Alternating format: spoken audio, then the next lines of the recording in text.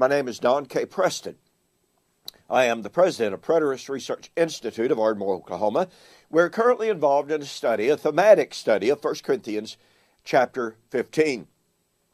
We are looking at the section of this great chapter in which Paul says, then comes the end, when he shall deliver the kingdom to the Father, and when he has put all things under his feet, then shall the Son be subject to the Father.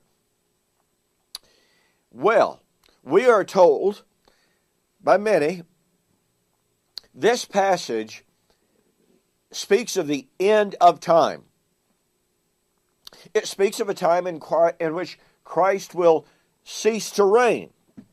Well, we are told that in 1 Corinthians 15, that even though we may have proven that there is no end of time, even though there is no end of the Christian age, okay, we are told, but wait, Don, look, Paul says, he has put all enemies under his feet, but when he says all things are put under him, it is obvious that it is evident, Paul said, that he who put all things under him is accepted.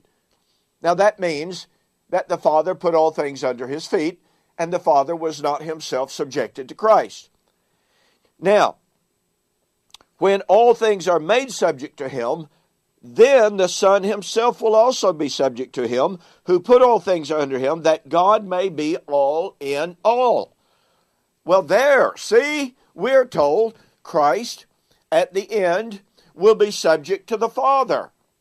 That proves that there will be a change of administration.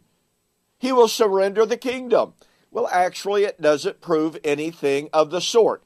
Consider this with me. Christ, as the writer says right here, citing Psalms 110, was sitting at the right hand of the throne.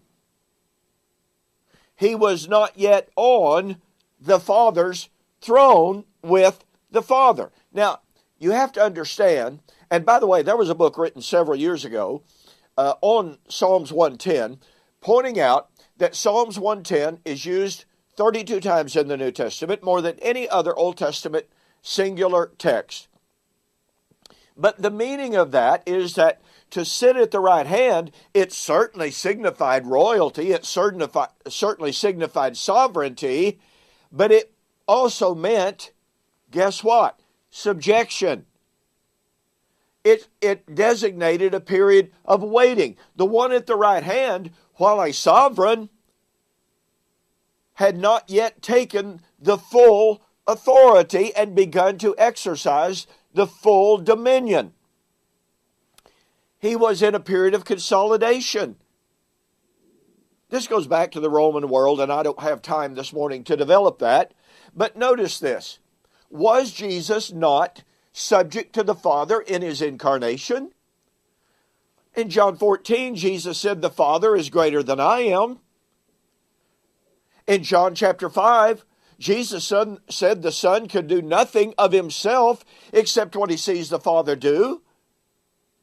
Jesus affirmed over and over and over during his incarnation that he was subject to the Father. So when the writer Paul says, when he's put all things under him, then he will be subject, he is not talking about a drastic difference.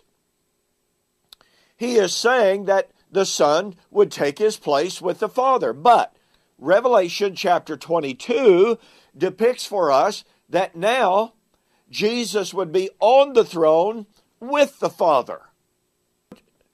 No radical subjection unknown before. Rather, job done, place taken, sovereignty taken, unending rule underway. So, even though it says Christ at the end would be subject, there is simply no way for us to deny that Christ was already subject to the Father in his incarnation. He was subject to the Father because the Father had put all things under him. The Father himself was not subjected to the Son, even though all things were. And when the Son came, he would be on the throne with the Father.